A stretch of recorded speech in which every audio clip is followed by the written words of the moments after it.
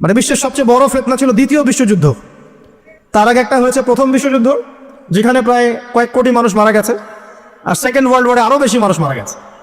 তো এখন বিশ্বকে ঠেলে দেওয়া হচ্ছে একটা থার্ড ওয়ার্ল্ড ওয়ারের দিকে, মানে যে কোনো সময় একটা তৃতীয় বিশ্বযুদ্ধের আশঙ্কা করছেন এখনকার যারা মিলিটারি অ্যাফেয়ার্স নিয়ে পড়াশোনা করেন, ওয়ার্ল্ড অ্যাফেয়ার্স নিয়ে পড়াশোনা করেন, তারা এগুলো বলতে পারবেন ভালো।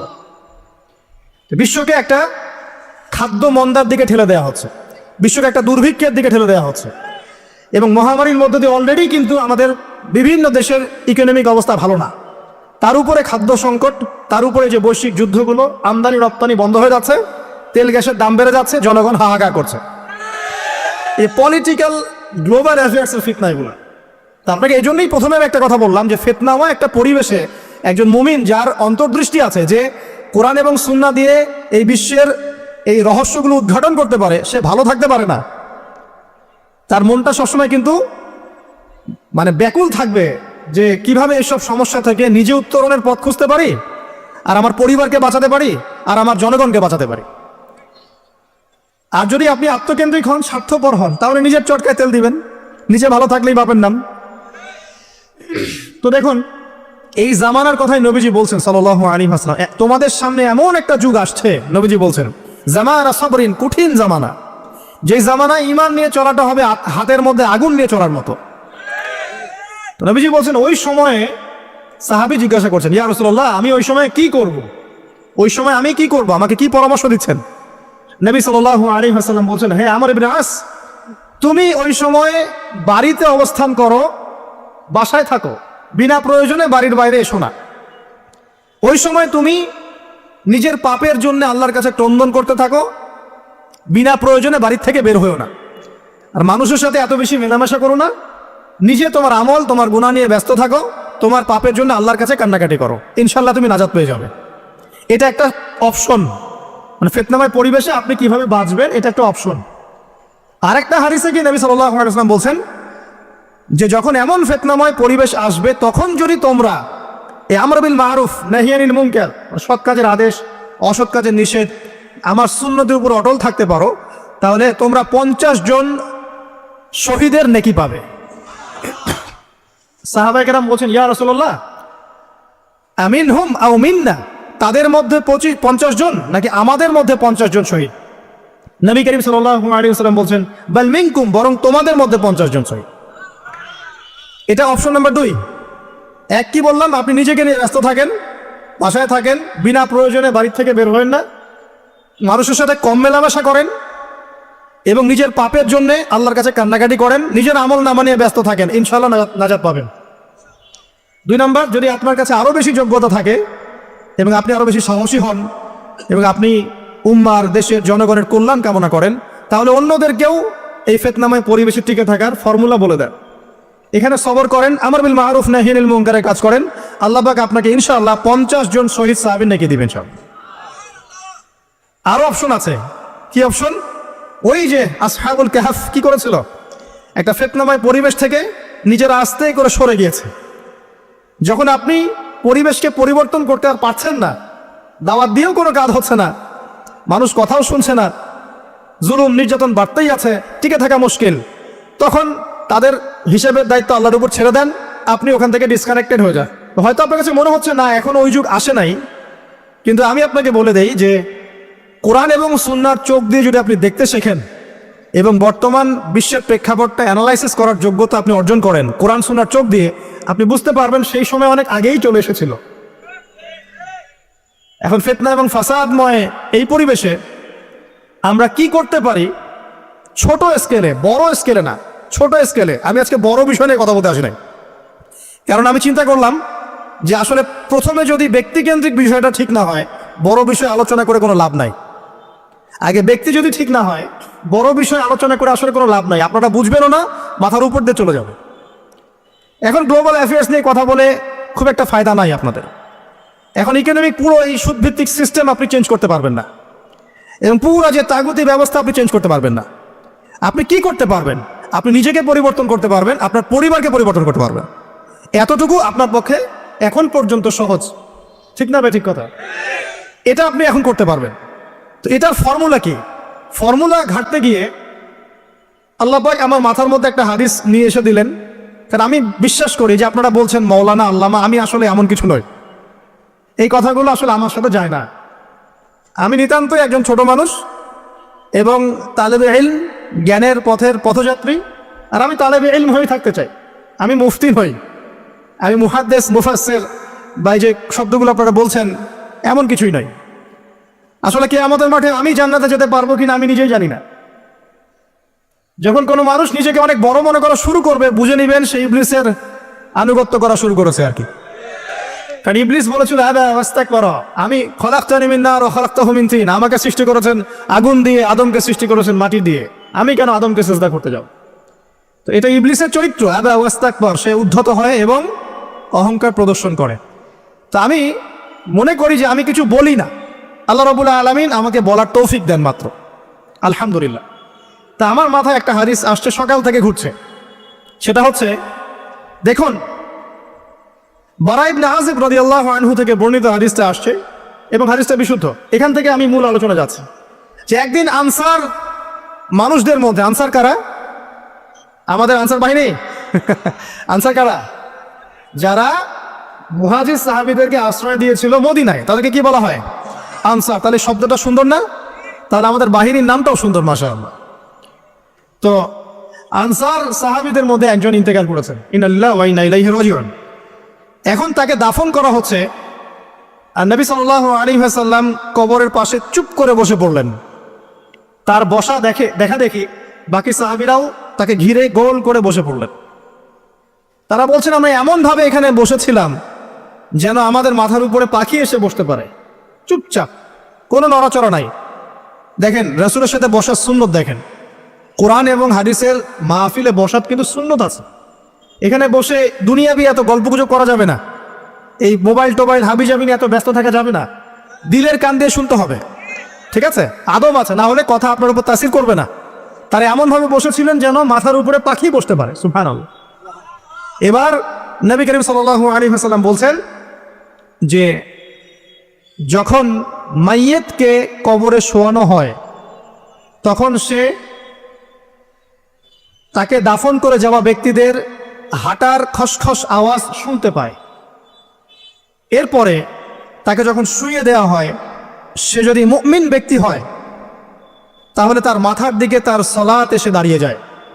দুনিয়াতে আপনি যে নামাজগুলো পড়েছেন, আমি যে নামাজগুলো পড়ছি, এগুলো মাথার দিকে দাঁড়িয়ে যায়। ডান দিকে চলে আসে তার সওম মানে কি? রোজা। বাম দিকে চলে আসে যাকাত। যাকাত মানে কি? যাকাতের সাথে তো আমরা পরিচিত নই। আমরা ওই যে রাস্তাঘাটে যে দান খয়রাতগুলো উঠানো হয়, এগুলোর সাথে খুব পরিচিত, তাই না? কত টাকা, কত পয়সা, কি কি গান গড়ে আর টাকা কালেকশন করে না? অনেক সময় দেখা যায় রাস্তায় যাচ্ছি আমরা গাড়ি নিয়ে, পারলে গাড়ির সামনে এসে হুমড়ি খেয়ে পড়বে টাকা নেওয়ার জন্য।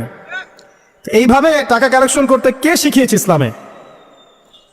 আর আমরা অনেক সময় ছোট ছোট বাচ্চাদেরকে দিয়ে, মাদ্রাসার ছোট ছোট বাচ্চাদেরকে দিয়ে টাকা কালেকশন করাই। এটা ঠিক না। কেন ঠিক না জানেন? ছোটবেলা থেকেই ওর ব্যক্তিত্ব নষ্ট হচ্ছে। এই হাতটা উত্তম না এই হাতটা উত্তম? উপরের হাত উত্তম, নিচের হাত উত্তম? তো ছোটবেলা থেকে সে নিচের হাতে অভ্যস্ত হচ্ছে। দেখেন, এত টাকা পয়সা কালেকশন করে আমাকে আর একটা স্বতন্ত্র মসজিদ করতেই হবে জরুরি? খুবই জরুরি ছিল। মানুষের কাছে হাত চেয়ে, হাত পেতে রাস্তাঘাটে এরকম করে গাড়ি থামিয়ে, তারপরে কি বলবো, সুর করে গান গেয়ে এত টাকা পয়সা কালেকশন করতেই হবে? মসজিদটা আমাকে টাইলস ফিটিং করতেই হবে? এসি মসজিদ করতেই হবে? আমরা এমনও মসজিদ রংপুরে দেখেছি 10 বছরেও টাকা কালেকশন শেষ হয় নাই। 10 বছর ধরে কালেকশন হচ্ছে। আমি ছোটবেলা থেকে দেখছি কালেকশন হচ্ছে, কি বুঝলেন? তো এগুলো আমাদের ব্যক্তিত্ব নষ্ট করে। মুসলিমরা উপরের হাতের মালিক। সারা বিশ্ব আমরা একসময় চালিয়েছি। এই পশ্চিমা সভ্যতা আমাদেরকে কি শিখায়? সারা বিশ্ব আমরা চালিয়েছি। এই আপনার উমাইয়া খেলাফতের সময়ও কর্ডোভায় আব্দুর রহমানের যে শাসন ছিল, কর্ডোভায়, স্পেন, পর্তুগাল, এই পুরো জায়গাগুলো পশ্চিমা বিশ্বের, এগুলো মুসলিমরা শাসন করেছে প্রায় 500-600 বছর। ইতিহাস তো আমরা জানিও না, পড়িও না, ভুলে গেছে। ইতিহাস পড়তে হয়। হিস্ট্রি ঘাটলে দেখবেন রাসূল সাল্লাল্লাহু আলাইহি ওয়াসাল্লামের 23 বছরের নববী যুগ, স্বর্ণযুগ, তারপর আবু বকর সিদ্দিকের খেলাফত, তারপর উমর ইবনে খাত্তাবের খেলাফত, আবু বকর সিদ্দিকের 2 বছর বা 2.5 বছর, উমর রাদিয়াল্লাহু আনহুর প্রায় 10 বছর, তারপর উসমান রাদিয়াল্লাহু আনহুর 12 বছর, আলী রাদিয়াল্লাহু আনহুর প্রায় 2-2.5 বছর, তারপরে হাসান রাদিয়াল্লাহু আনহু 6 মাস, এরপরে উমাইয়া খেলাফত শুরু হলো মুয়াবিয়া রাদিয়াল্লাহু আনহুর হাতে প্রায় 20 বছর। উমাইয়ারা শাসন করেছে প্রায় 90 থেকে 100 বছর। তারপর জাব নদীর যুদ্ধে উমাইয়া আব্বাসীয়রা একে অপরের সাথে যুদ্ধ করেছে, করে উমাইয়ারা পরাজিত হয়ে আব্বাসীয়রা ক্ষমতায় গিয়েছে। ক্ষমতায় গিয়ে তারা প্রায় শাসন করেছে প্রায় 550 বছর। এদিকে উমাইয়াদের মধ্যে যারা পরাজিত হয়েছে ওরা চলে গিয়ে কোর্ট অফ আন্দালুসিয়া ওইদিকে খেলাফত কায়েম করেছে।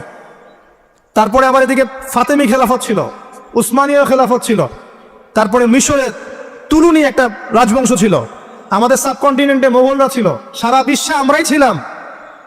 ইতিহাস তো ভুলে গেছে। তা আমরা সবসময় উপরের হাত ছিলাম, উপরের হাত আমরা দিতাম, মানুষ নিত। আর এখন কি হয়েছে? আমরা এখানে আমরা চাই, মানুষ দেয়। আর ওরা কি এমনি দেয়? ওরা চড়া সুদ দিবে না? ওয়ার্ল্ড ব্যাংকে যান লোন নিতে, চড়া সুদ। আর এই সুদ শোধ করতে গিয়ে বিভিন্ন দেশ শ্রীলঙ্কা হয়ে যাচ্ছে। সুদ তো শোধ করতে হবে, এমনি তো আপনাকে আর এগুলো দিবে না। তো এই সুদটা শোধ করতে গিয়ে আমাদের জিনিসপত্রের দাম বেড়ে যাবে, তারপরে দেখবেন জনগণের উপর কর বেড়ে যাবে, অনেক প্রবলেম। আর এই প্রবলেমগুলো ফেস করতে হবে কি কারণে? রিবা বা সুদের কারণে। তো এই যে বলছি, দেখেন ছোটবেলা থেকেই যে আমরা নিচের হাতে অভ্যস্ত হচ্ছি, এটা ত্যাগ করতে হবে। ব্যক্তিত্বের পরিচয় দেন, এত টাকা পয়সা চেয়ে প্রতিষ্ঠান করার দরকার নাই। আমার জমি আছে 1 বিঘা, আমি প্রতিষ্ঠান করবেন সাহেব। আপনার 2 বিঘা আপনি করেন, যা সামর্থ্য আছে সে করবে, সামর্থ্য নেই করার দরকার নেই। আর একটা মসজিদ যদি কবুল হয়, একটা মসজিদ একটা জেলার জন্য যথেষ্ট। একটা মসজিদ নববী থেকে নবী সাল্লাল্লাহু আলাইহি ওয়াসাল্লাম সারা দুনিয়া শাসন করেছে। আর আমাদের দাম কোটি কোটি মসজিদ বাংলাদেশে। এই যুগের কথাও নবীজি বলেছেন, যে যুগে মসজিদগুলো চাকচিক্যময় হবে, মসজিদগুলো কি হবে? চাকচিক্যময় হবে, হেদায়েত উঠে যাবে এবং মসজিদের মধ্যে শোরগোল হট্টগোল বেড়ে যাবে। দেখেন না মসজিদে হট্টগোল বেড়ে গেছে না? এটা সেই যুগ। তো যেটা বলছিলাম প্রিয় ভাইরা, যে নিচের হাতে অভ্যস্ত না, উপরের হাতে অভ্যস্ত হতে হবে। এই কারণে এই যে একটা হাদিসের কথা শুরু করলাম, যে আনসার সাহাবী কারা ছিল? যারা মুহাজির সাহাবীদেরকে আশ্রয় দিয়েছে। এখন এই সাহাবীদের মধ্যে একজন ইন্তেকাল করেছে, তার লাশ যখন রাখা হচ্ছে তখন নবীজি বলছেন, মাথার দিকে মাইয়াতের আসে কি? সালাত। সালাত মানে কি? নামাজ। 5 ওয়াক্ত নামাজ আজকে থেকে ছাড়বেন? ওয়াদা করেন আজকে থেকে 5 ওয়াক্ত নামাজ ছাড়বো না ইনশাআল্লাহ।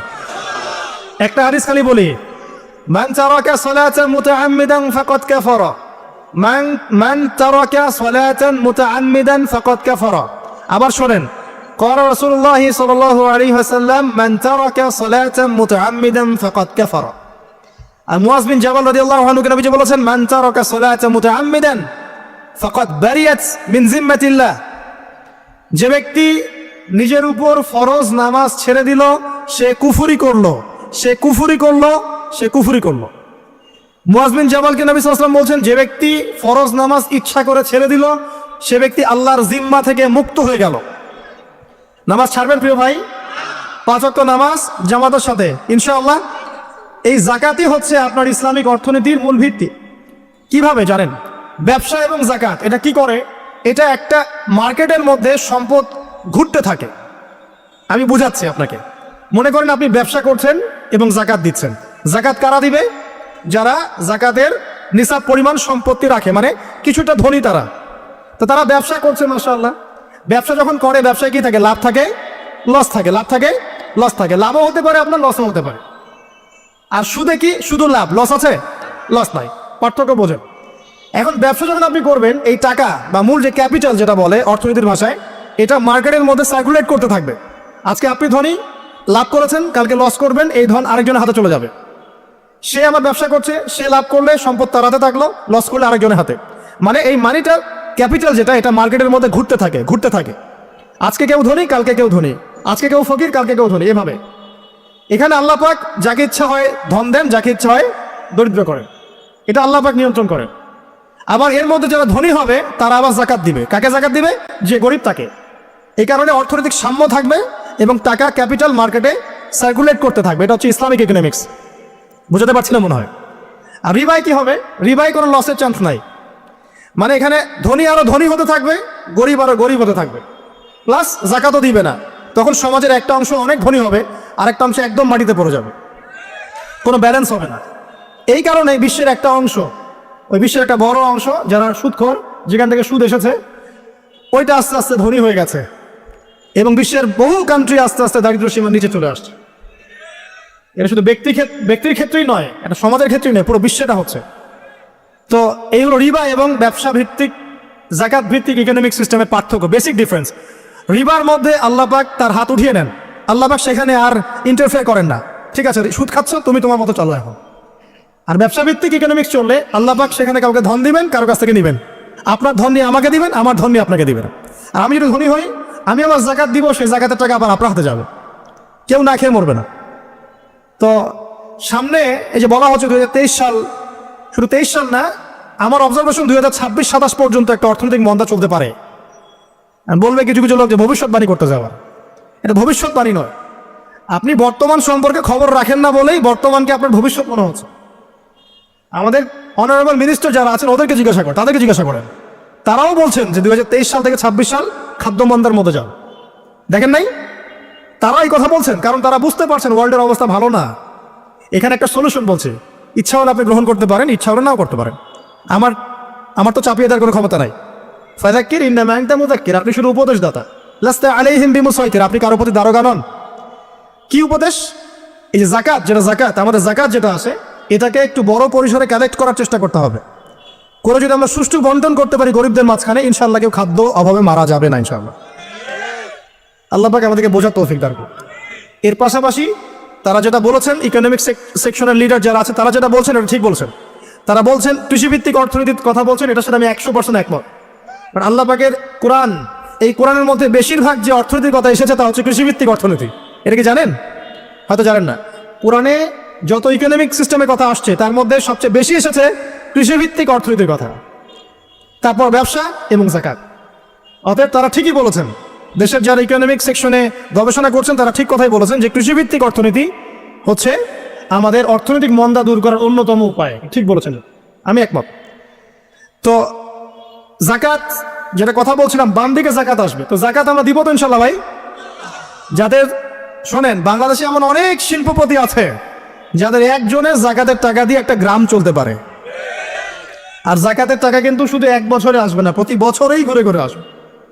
মনে করেন যে আপনাদের এলাকার মধ্যে অনেক বিত্তশালী আছেন, আমি দোয়া করি মন থেকে আল্লাহ পাক বিত্তশালীদের অন্তরটাকে নরম করে দিক এবং ওসমান রাদিয়াল্লাহু আনহুর মতো দানশীল করে দিক। আমরা দোয়া করি, আমরা কারো খারাপ চাবো, সবার জন্য হেদায়েতের দোয়া করব। টাকা থাকতে তো সমস্যা নাই, কিন্তু টাকা থেকে যদি উসমান রাদিয়াল্লাহু আনহু হতে না পারলাম তাহলে সমস্যা। টাকা থাকতে কোনো সমস্যা নাই, ধন আপনাকে আল্লাহ দিতেই পারে। এই ধনটাকে উসমান গনি রাদিয়াল্লাহু আনহুর মতো আল্লাহর পথে বিতরণ করে দেন, ইনশাআল্লাহ আল্লাহ পাক আপনাকে জান্নাতুল ফেরদৌস দান করুন। তো অনুরোধ থাকবে, দেখেন আপনারা যদি একটা এলাকার জাকাত কালেক্ট করতে পারেন, মনে করেন কথায় কথা এখানে কিছু মেয়ে আছে যারা খারাপ পথে পা বাড়িয়েছে, আমার কথা বুঝতে পারছেন? আচ্ছা, এরকম পল্লী অনেক জায়গায় আছে না? এক বছরের জাকাতের টাকা দিয়ে সমস্ত যৌন পল্লীর মেয়েদেরকে কাজ দেওয়া সম্ভব, কর্মে আনা সম্ভব। ওদেরকে কাজের ব্যবস্থা করে দেন, ওরা কখনোই এই সেক্স ওয়ার্কারের কাজ করবে না ইনশাআল্লাহ। কোনো মেয়ে এই কাজ করতে চায় না আমার মতে। কোনো মেয়ে চায় না যে ইজ্জত বিক্রি করে খাবো, কোনো মেয়ে চাবে? কখনো চাবে না। ওকে আপনি ভালো কাজের ব্যবস্থা করে দেন এই জাকাতের টাকা দিয়ে, দেখবেন ইনশাআল্লাহ সে খারাপ পথ ছেড়ে দিয়েছে। অনেক দেখবেন দরিদ্র মানুষ আছে যে পড়াশোনা করার কোনো সুযোগ নাই, টাকা পয়সা নাই, পড়াশোনা করতে চায় কিন্তু টাকা পয়সা নাই, দিনের জ্ঞান অর্জন করতে চায়, দেশকে কিছু দিতে চায়, টাকা নাই। তাকে আমরা হেল্প করতে পারি না? পারি। অনেক মানুষ আছে মাদক দ্রব্য বিক্রি করছে, তাকে বুঝান, দিনের হেদায়েত দেন যে ভাই আমি তোমাকে আরো ভালো চাকরি দিব, ভালো ব্যবসা দিব, তুমি ছাড়বা কিনা? বলবো আমি ছেড়ে দেবো ইনশাআল্লাহ। বুঝালে ছেড়ে দেবেন ইনশাআল্লাহ। তো এই যে মেগা প্রজেক্ট যেটা কথা বলি আমরা, আত্ম উন্নয়নমূলক বলেন, যুব উন্নয়নমূলক বলেন, বা কান্ট্রি ডেভেলপমেন্টের কথা বলেন, এখানে জাকাত একটা বড় শক্তি হতে পারে। তবে এটাকে সুষ্ঠুভাবে কালেক্ট করতে হবে এবং জাকাতের যে 8টা খাত আছে এই খাতগুলোতে সুষ্ঠুভাবে বন্টন করতে হবে। অমুসলিমদেরকেও জাকাত দেওয়া যায়, জানেন? অমুসলিম যদি কেউ থাকে, দরিদ্র, তাকেও জাকাত দিয়ে সহযোগিতা করা যায়। আমরা সহযোগিতা করি না বলেই তো ওই যে পশ্চিম থেকে লোকজন এসে সহযোগিতা করে খ্রিস্টান মারাচ্ছে এখন সবাইকে। আরো বাড়বে দিন দিন, দেখেন। আমরা তো সহযোগিতা করছি না। আপনার পাশে আপনার প্রতিবেশী না খেয়ে মারা যাচ্ছে, আপনি যাচ্ছেন না। এখন তো অন্য কেউ এসে যদি সাপোর্ট করে, ও তো তার দলেই ভিড়বে তখন। স্বাভাবিক, এটাই হচ্ছে এখন। আল্লাহ বোঝার তৌফিক দান করুক আমাদেরকে।